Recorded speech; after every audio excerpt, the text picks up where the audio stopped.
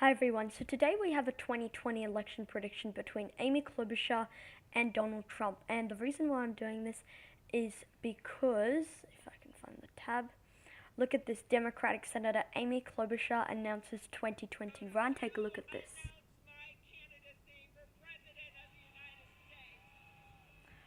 Amy Klobuchar announcing her candidacy. We can see Senator Amy Klobuchar of Minnesota has joined the crowded field of Democratic candidates for 2020 that includes a historic number of women seeking the presidency, etc.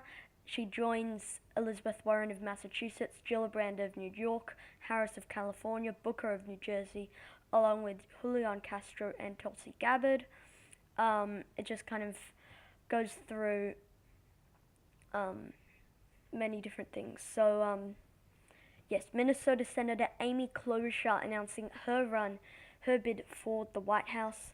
I'm first going to discuss her chances in a potential Democratic primary, and then I'm going to go into looking at a potential general election matchup between Klobuchar and Trump. So, Amy Klobuchar's biggest problem by far is going to be winning a Democratic primary. I mean, if we take a look at the polling data that we've been seeing, we can see one for Klobuchar, one for Klobuchar, one for Klobuchar, two for Klobuchar, one for Klobuchar, 1, 2, 1, 2.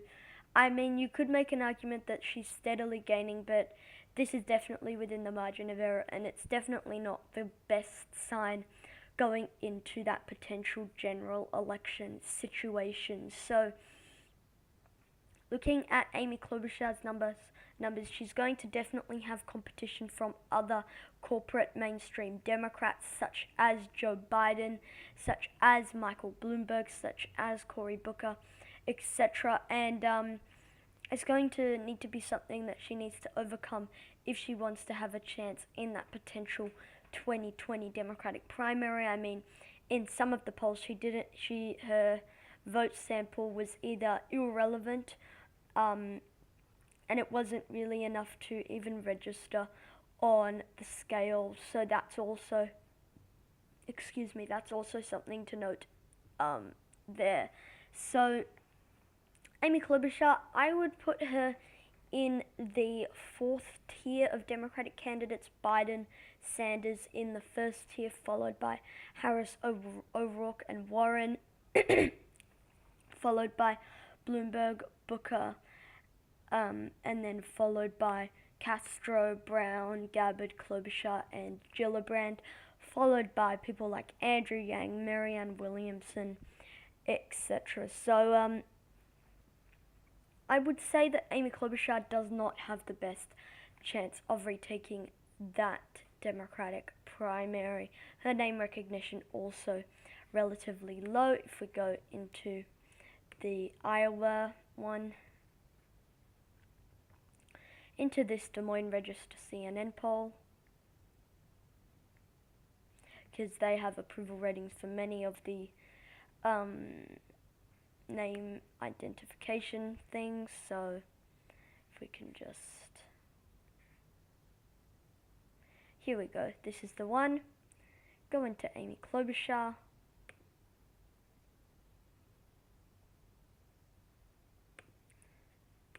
Sorry about all these pop-ups. You can see that most of her name recognition is favorable, a bit of unfavorable, but the overwhelming majority does not know who she is.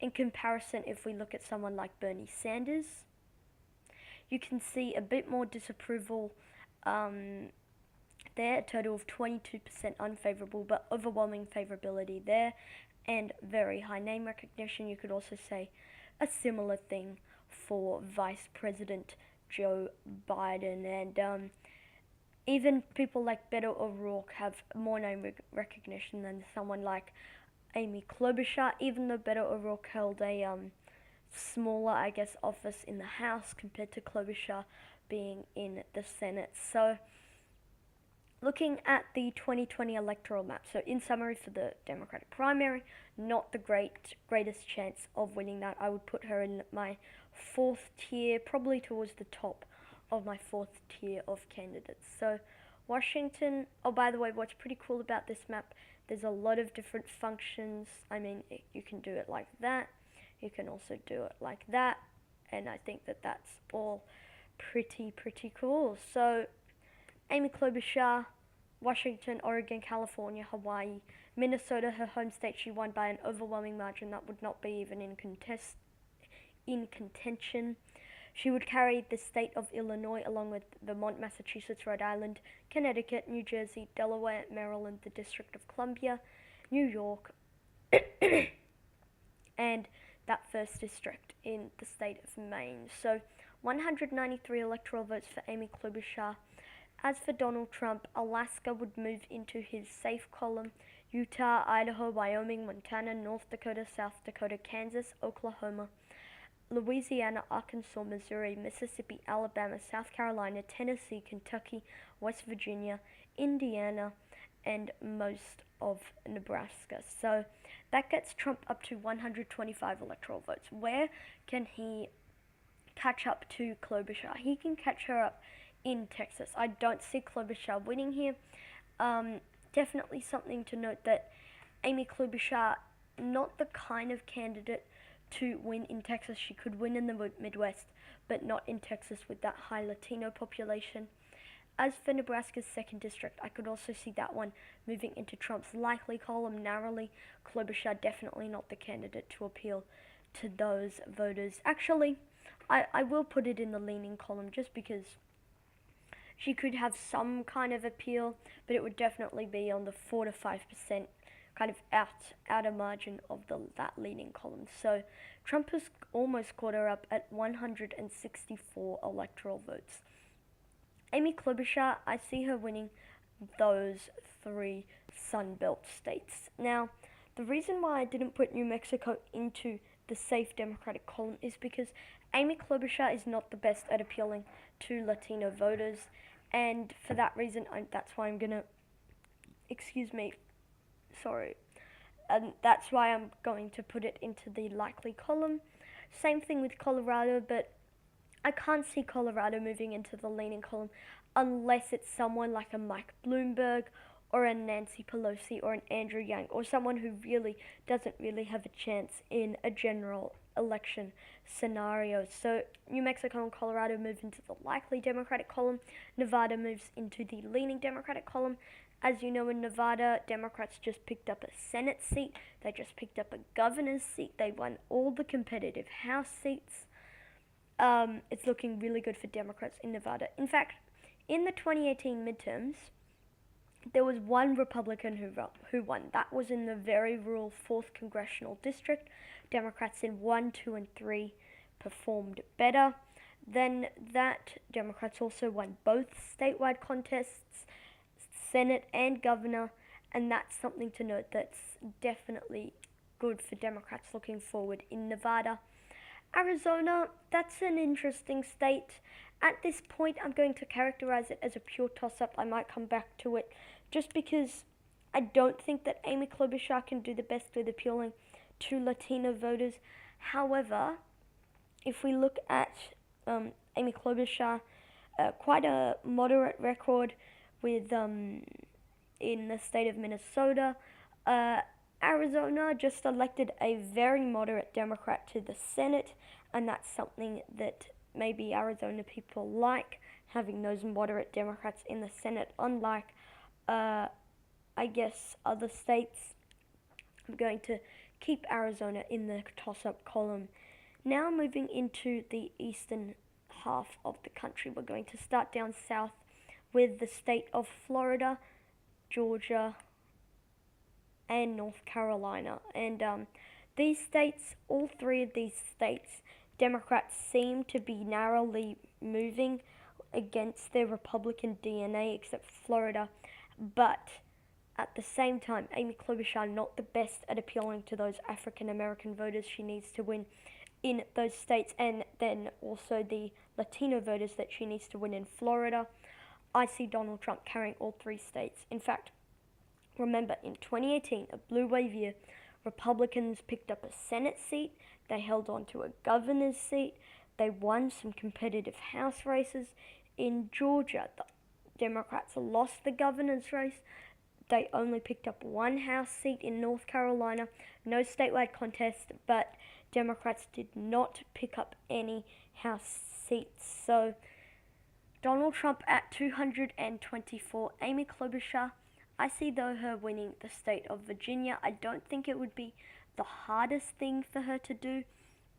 However, given all the controversy surrounding the Virginia Democratic leadership with Ralph Northam, Justin Fairfax, and the Attorney General of Virginia, he's a Democrat, I just forgot his name just then, but especially people like Ralph Northam and Justin Fairfax, a lot of scandals going around them at this point, and so that could tamper Democratic, I guess, expectations in Virginia, but Democrats just did extremely well in the 2018 midterms. They picked up 3 House seats.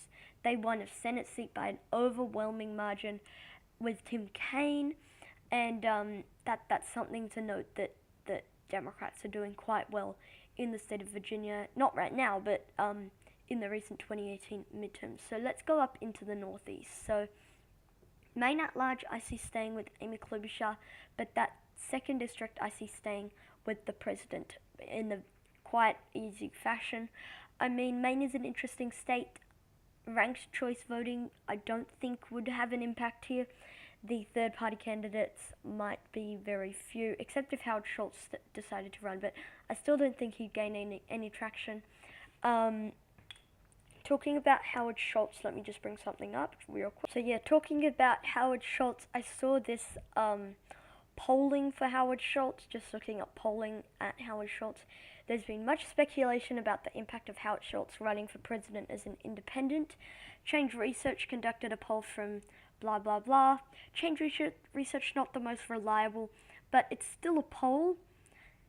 And because of how ridiculously unfavorable people view him, I'm having trouble, I guess, taking this poll seriously.